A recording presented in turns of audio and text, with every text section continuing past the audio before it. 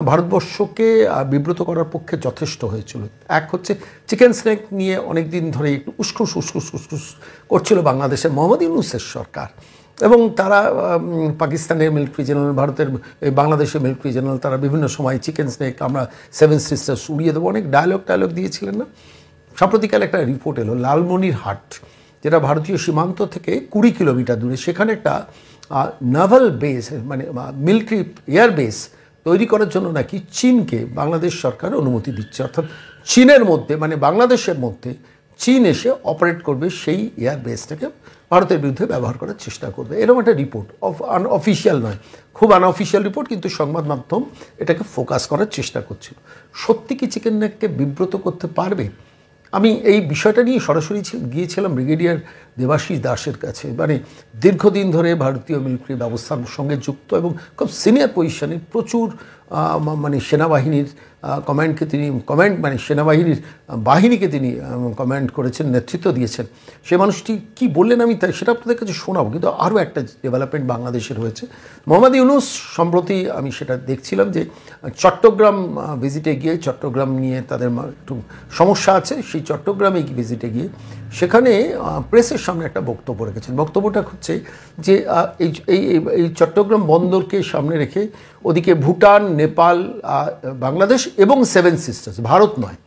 খেয়াল করে দেখুন মোহাম্মদ ইউনূসের ঔদ্ধত্যটা একটু ভালো করে ভেবে দেখুন। আজ আছেন, কাল নেই, যে কোনো সময় চলে যেতে পারেন। কারণ ইতিমধ্যেই খবর সংবাদ মাধ্যমে বেরিয়েছে যে বাংলাদেশের প্রাক্তন রাষ্ট্রপতি তিনি নাকি লুঙ্গি টুপি পরে ফ্লাইট ধরে বিদেশে পালিয়ে গেছেন। এমন একটা রিপোর্ট গত 3 দিন আগে বেরিয়েছিল। সত্যি কি পালিয়েছেন জানি না। আমি সরাসরি ব্রিগেডিয়ার দাসের সঙ্গে এই ব্যাপারটা নিয়ে কথা বলেছিলাম, তিনি কিছুটা আমাদের অবহিত করেছেন সমস্ত ব্যাপারটা নিয়ে। কিন্তু মূলত যেটা যে এই যে উসখুস করার মানসিকতাটা আসলে মৌলবাদীদের খুশি করার জন্য মোহাম্মদ ইউনূস এটা করছেন। তিনিও জানেন যে চিকেন স্নেক নিয়ে কিচ্ছু করতে পারবেন না, তার কারণ চিকেন স্নেকে এমন একটা ভারতীয় মিলিটারি ব্যবস্থা গড়ে উঠেছে ওই চত্বরে, যেখানে মানে বাংলাদেশ যদি একটু হাত বাড়ানোর চেষ্টা করে সেই হাতটা পুড়ে যাবে না উড়ে যাবে, এরকম একটা অবস্থা হতে পারে। ফলে তো বাংলাদেশ যদি পাকিস্তান বা চীনেরও সমর্থন নেয়, কিছু তাদের পক্ষে করা সম্ভব নয়। আমি সেই জায়গাটাই ব্রিগেডিয়ার দেবাশিস দাসের সঙ্গে পরিষ্কার করেছি। আজকে আমি তার সঙ্গে দীর্ঘক্ষণ কথা বলেছি, সেই প্রতিবেদনটা আপনাদের শোনাবো। কিন্তু তার আগে বলি যে দুটো ডেভেলপমেন্ট, একটা হচ্ছে ওই লালমনিরহাটের চীনা বেস কি আদৌ হচ্ছে, এক। দ্বিতীয়ত মোহাম্মদ ইউনূস যেটা করছেন সেটা হচ্ছে সেভেন সিস্টার্স কথাটা বলে ভারতবর্ষের ওপর একটা মনস্তাত্ত্বিক চাপ সৃষ্টি, বলবো না, প্র্যাকটিক্যালি ভারতকে একটু বিব্রত করার জায়গা। এবং সেভেন সিস্টার একটা আলাদা স্টেট হিসেবে ডিক্লেয়ার্ড হতে পারে, বাংলাদেশের সঙ্গে তার একটা ভালো সম্পর্ক তৈরি হতে পারে, সামুদ্রিক বন্দর তারা ব্যবহার করতে পারবে। এই যে প্রচ্ছন্নভাবে ভারতকে খোঁচা দেওয়ার যে চেষ্টাটা করছেন, এবং এটা করতে গেলে শেষ পর্যন্ত বাংলাদেশের কপালে কি দুঃখ আসতে পারে এবং বাংলাদেশ কি হতে পারে, মানে বাংলাদেশের কপালে কি জুটতে পারে। সাম্প্রতিককালের 9টা জঙ্গি ঘাঁটি ভারতবর্ষ যে গুঁড়িয়ে দিয়েছে পাকিস্তানের মাটিতে, পাকিস্তান কিচ্ছু করতে পারেনি। বাংলাদেশের জঙ্গি ঘাঁটিগুলো গড়তে কতক্ষণ সময় লাগবে? কেউ বলছেন 15 মিনিট, কেউ বলছেন 20 মিনিট। সেটা কি মোহাম্মদ ইউনূস জানেন না? জানেন। তা সত্ত্বেও ক্রমাগত এই প্রভোকেশনটা তিনি তৈরি করছেন। জানেন নিজের স্থায়িত্বও তিনি জানেন, আজ হোক কাল তাকে প্যারিসে উড়ে যেতে হবে, অথবা তিনি গদিচ্যুত হবেন এবং জেলবন্দি হবেন। সেরকম একটা পরিস্থিতি কিন্তু বাংলাদেশে হয়ে রয়েছে এই মুহূর্তের পরিস্থিতিতে। তো আমি আজকে সামগ্রিকভাবে সমস্ত বিষয়টা নিয়ে ব্রিগেডিয়ার দেবাশিস দাসের সঙ্গে সরাসরি প্রশ্ন করেছিলাম যে চীন বা বাংলাদেশ কতটা লালমনিরহাট থেকে ভারতকে বিব্রত করতে পারে, কিংবা চিকেন স্নেক নিয়ে যদি ভারতবর্ষকে কোনো জায়গায় কোনো ক্রমে কোনোভাবে বিব্রত করে, তাহলে তার পরিস্থিতি এটা কোথায় গিয়ে দাঁড়াবে। পরিষ্কার ব্রিগেডিয়ার দেবাশিস বললেন যে সম্ভবই নয়, প্রশ্নই ওঠে না, যদি করতে চেষ্টা করে হাতটা উড়েই যাবে। আমি সরাসরি আজকে আপনাদের ব্রিগেডিয়ার দেবাশিস দাসের কথা শোনাবো। ঠিক আছে দাদা, আমি এটা দুটো পার্টে উত্তর দিচ্ছি। আমি প্রথমে লালমনিরহাটের চীনের ব্যাপারটা বলছি। হ্যাঁ, তো দেখুন, চীন যেটা চেষ্টা করছে সেটা হচ্ছে এই পৃথিবীর এই গ্লোবাল সাউথ যেটাকে বলে, পৃথিবীর এই দিকের গোলার্ধের দেশগুলোর মধ্যে তারা একাধিপত্য চাইছে। সেখানে ভারত তাদের একটা কম্পিটিশনের জায়গায় আসছে। এখনো আমরা ইকোনমিক্যালি তাদের আশেপাশে আসতে পারিনি, কিন্তু কাছাকাছি তো আসছি, ঘাড়ের ওপর নিঃশ্বাস ফেলছি। কিন্তু আমরা এখন ইকোনমিক্যালি 4th থেকে 3rd এসে গেছি। আর চীন তো বিশাল ইকোনমি, আপনি জানেনই। তো এবার কি হচ্ছে যে আমরা যত ক্লোজিং করছি চীনের, তত ভারতকে ঘিরে ফেলার একটা প্রবণতা দেখা যাচ্ছে। এটা কিরকম ভাবে আমি বলছি, চীন যত ভারতের প্রতিবেশী আছে, সেটা সমুদ্রের উপরে হোক, ইন্ডিয়ান ওশেনে, বা আমাদের সঙ্গে যাদের বর্ডার আছে, ধরুন নেপাল, ধরুন ভুটান, ধরুন মিয়ানমার, হ্যাঁ, তারপরে বাংলাদেশ, ধরুন পাকিস্তান, আর আপনি যদি ওই দিকে দেখেন তো এবার আপনি চলে আসুন জলের দিকে, ধরুন শ্রীলঙ্কা, ধরুন মালদ্বীপ, ধরুন আপনার কি বলে মরিশাস, এবং এই পুরো এরিয়াটাতে চীন নানানভাবে তাদের দেশের ইনফ্রাস্ট্রাকচার বানিয়ে, তাদেরকে অল্প পয়সা লোন দিয়ে, তাদের করাপ্ট লিডারদের কিনে নিয়ে একটা ঘাঁটি বানাচ্ছে এবং ভারতকে ঘিরছে। চীন এটা করে, হ্যাঁ, চীনের পুরনো স্ট্র্যাটেজি, একটাকে বলে সালামি স্লাইসিং, আর একটাকে বলে যে হ্যাংম্যান নুজ, মানে এটাকে ওরা একটু করে কেটে নেয়, একটু একটু করে কাটতে থাকে, আপনি জানতেও পারবেন না, অল্প অল্প করে আপনার জমি নিয়ে নেবে। অলরেডি যেমন ভারতের অনেকটা জমি ওই 60-এর দশকের যুদ্ধতে চীন নিয়ে নিচ্ছে। তারপরে পিওকে থেকে যেটা একটা বড় এরিয়া, যেটাকে আমরা আকসাই চীন বলি, সেটাও চীন নিয়ে নিয়েছে। পাকিস্তান দিয়ে দিয়েছে চীনকে একটা বড় অংশ। তো এইরকম ভাবে চীনের চলছে সালামি স্লাইসিং। এটা চীন ভুটানের সাথে চেষ্টা করেছিল ডোকলামে, নেপালে চেষ্টা করছে, নেপাল আর ভারতের যে বর্ডার আছে সেখানে। চীন এটা তিব্বতটা তো পুরোটাই নিজেরাই নিয়ে নিয়েছে ওদের নিজস্ব জায়গা বলে, এবং চীন এইরকম ভাবে ভারতের সাথে বাংলাদেশের থ্রুতে, পাকিস্তানে যেমন বেল্ট অ্যান্ড ওয়ান রোড বানাচ্ছে সোজা পিওকে দিয়ে, পিওকেটা তো আমাদের, আমরা বলি আমাদের, এবং সে একটা ডিসপিউটেড ল্যান্ড তো বটেই, আর সেখানে পিওকের মাঝখান দিয়ে ওরা রাস্তা বানিয়ে দিয়েছে, সোজা কেটে পুরো পিওকের কেটে বালুচিস্তানের মধ্যে দিয়ে ওরা ঢুকছে। তো এইরকম ভাবে যে ওরা করে, এটা চীনের ওল্ড স্ট্র্যাটেজি, এবং সেইভাবে চীন একটা সাম্রাজ্যবাদ বিস্তার করে। এইবার যদি আপনি সমুদ্রে দেখেন, শ্রীলঙ্কার সাথে রিসেন্টলি চীন অনেক কিছু করেছে, মালদ্বীপসের সাথে করেছে। মালদ্বীপসের যে লোকটা পাওয়ারে এসেছিল, সে পাওয়ারে এসেছিল এই কথা বলে যে ইন্ডিয়া আউট, এবং ওই প্ল্যাকার্ড নিয়ে ঘুরে ঘুরে সে পাওয়ারে আসে। এবং এইরকম ভাবে চীন আপনার মরিশাসে, হ্যাঁ, আপনি যদি যান তো দেখতে পাবেন যে চীনের কত ফ্যাক্টরি, সেখানে কত কিছু, তো চীন টাকা ঢেলে যায়, চীন তাদেরকে করাপ্ট লিডারদের টাকা দেয় এবং ভারতকে ঘেরে। এবং মাঝখানে চীন কিছুদিন আগে একটা বলেছিল India's ocean is not India's ocean, এবং স্ট্রিং অফ পার্লস বলে একটা, এই চারদিকে ইন্ডিয়ান ওশনের পাশে পাশে যে বড় বড় দেশগুলো আছে দ্বীপের মতো, সেগুলোর সম্বন্ধে। প্লাস চীন আমাদের ঘেরাবন্দি করছে আমাদের নেইবারসদের দিয়ে, যারা আমাদের ইমিডিয়েট নেইবার, যারা সার্কের মেম্বার। এটা চীনের খেলা। সেই খেলাতে আরেকটা খেলা এখন চেষ্টা করছে বাংলাদেশে যদি একটা বেস পাওয়া যায়, পাবে কি পাবে না, তাতে কি হবে আর কি হবে না সেটা দেখা যাবে। এই মুহূর্তে এটা একদম ন্যাসেন্ট স্টেজে আছে, এটা নিয়ে কথাবার্তা চলছে। ওখানে একটা অলরেডি এক্সিস্টিং এয়ারবেস আছে, সেইখানটাতে ওরা চেষ্টা করছে। এবং আপনি যদি দেখেন যে পাকিস্তানে যেটা গোয়াদার, ওখানে তো ওরা বানিয়েছে, তো ওটা তো আমাদের একদম আমাদের ঘরের উপর নিঃশ্বাস, ওই দিক থেকে জম্মু কাশ্মীরের দিক থেকে চীন চলে এসছে। এবং ওদের যে এই যে ওয়ান বেল্ট ওয়ান রোড, সেখানে যেমন চীনা লোকেরা কাজ করে, তাদের সিকিউরিটিও চীনা, তো ওই বাহানে ওরা ওদের আর্মির লোকের উপর ঢুকিয়ে দিচ্ছে পাকিস্তানের মধ্যে। তো ফলে চীনের এই আগ্রাসী মনোভাবটা ভারত নানাভাবে জুজবার চেষ্টা করে, এবং সেটা কন্টিনিউয়াস একটা প্রসেস চলবে আর কি, এটাতে কিছু করার নেই। এবার আপনি আসছি আপনার প্রথম প্রশ্ন, বাংলাদেশ, আপনি দুটো নাম নিলেন, সেভেন সিস্টার আর মোহাম্মদ ইউনুস।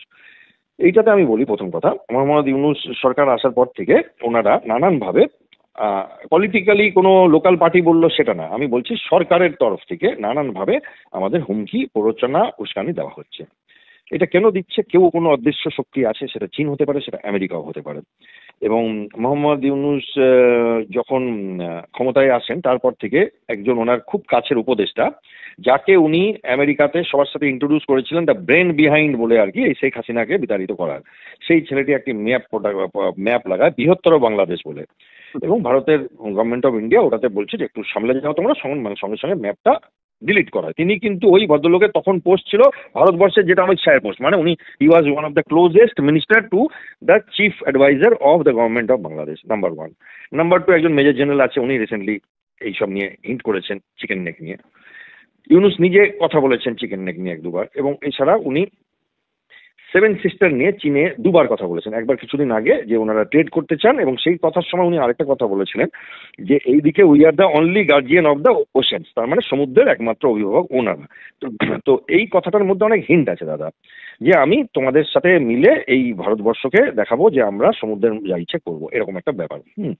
এবার এই শক্তিটা এত ছোট একটা দেশ পাচ্ছে কি করে? তাদের তো নেভি বলতে কিছুই নেই, এয়ারফোর্স বলতে কিছুই নেই। আর ভারতবর্ষ তো একটু দেখিয়ে দিল ট্রেলার আর কি, একটা ছোট্ট ট্রেলার দেখিয়েছে কিন্তু ভারতবর্ষ পাকিস্তানকে, বেশি কিছু এখনো খরচা করেনি, কারণ আমাদের মেন শত্রু পাকিস্তান না, আমাদের মেন শত্রু অন্য। এনিওয়ে, তো এইবার কি হলো দাদা, এইখানে ওনারা একটা এই চিকেন নেক করছেন, এবং ওনারা সেভেন সিস্টার করছেন, একটা হাতে আমাদের ঠাড়ে বোঝাবার চেষ্টা করছেন যে এগুলো যেন আমাদের একটা উইক পয়েন্ট, ওনারা ইচ্ছা করলেই এই উইক নার্ভে পা রাখতে পারেন। কিন্তু আমি আপনাকে বলছি, আপনার লক্ষ লক্ষ দর্শক, তাদের নিশ্চিত করার জন্য বলছি, এই মোহাম্মদ ইউনুস যখন 30-40 বছর আগের কথা, তখন থেকে ভারতবর্ষের সেনা, ভারতবর্ষের শক্তি জানে যে চিকেন নেক আমাদের একটা স্পর্শকাতর জায়গা, এবং সেটা এই ছোটখাটো দেশগুলো থেকে না। এবং তার জন্য ভারতবর্ষ সমগ্র শক্তি ব্যবহার করবে এবং প্রয়োজনে ভারতবর্ষ সব কিছু করবে যদি সেটা থ্রেটেন্ড হয়, কারণ এটা অ্যাকসেপ্টেবল না। যেমন কার্গিল ওয়ারে ওরা লে লাদাখ কাটবার চেষ্টা করেছিল, অ্যাকসেপ্টেবল ছিল না ভারতের কাছে। সো আমরা একটু ট্রেলার দেখিয়েছিলাম, ট্রেলার দেখাতে পাকিস্তানের কি হয়েছিল, পাকিস্তান দেশটা মানে ডেমোক্রেসির থেকে মিলিটোক্রেসি হয়ে গেছিল, পারভেজ মুশারফ প্রেসিডেন্ট হয়ে গেছিল, প্রাইম মিনিস্টার দেশ ছেড়ে পালিয়ে গেছিল। বেইজ্জতি যেটা আলাদা হয়েছে কার্গিল ওয়ারে ছেড়ে দিন। এবার চিকেন নেক নিয়ে এই কথাগুলো বলে ও হাওয়া গরম করছে বা নিজের লয়্যালটি দেখাচ্ছে মালিককে, যে দেখো আমি কত ভৌ ভৌ করছি, কিন্তু ওদের ক্ষমতা নেই, কারণ ওদের বাবারও ক্ষমতা নেই। দাদা আমি যদি পাতি বাংলায় বলি যে ভারতবর্ষের যদি চিকেন লেগ দেখায় তাহলে তো হয়ে গেল, তাহলে ভারতবর্ষ তো থাকলো না। ফলে ভারতবর্ষ তার কাছে যথাযথ ব্যবস্থা আছে আজকের থেকে না এই ভূমিখণ্ডটিকে প্রোটেকশন দেওয়ার জন্য, এবং খুব এরা যদি ব্যতিব্যস্ত করে তাহলে ওই সরু জায়গাটা সত্যিই তো সরু, ওটাকে মোটা করবার জন্য চিন্তা ভাবনা করতে হবে। বাট সেটা খুব ব্যতিব্যস্ত না করলে ভারত তো আগ্রাসী মনোভাব না। বাট এটা ঠিকই দাদা আপনার চিন্তা যে বাংলাদেশ কার প্ররোচনায় কার কথায় মাঝে মাঝে এরকম আওয়াজ বার করছে, সমুদ্রের অভিভাবক বলছে নিজেদের, হ্যাঁ, আর মানে অনেক কিছু বলছে বাংলাদেশের।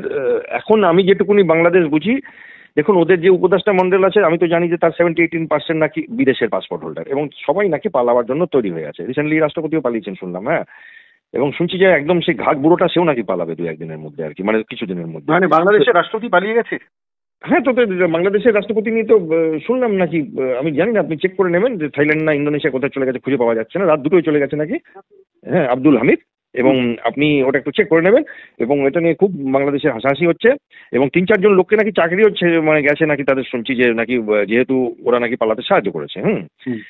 তো বাংলাদেশের নিজের মানে মানে কাপড় সামলাবার উপায় নেই, হ্যাঁ, আর্মি কি করবে সেটা জানে না, হ্যাঁ, ওদের ওদিকে রোহিঙ্গা আছে, আরাকান আর্মি আছে, হ্যাঁ, এবং ভারত তো এখনো মাঠেই নামেনি দাদা।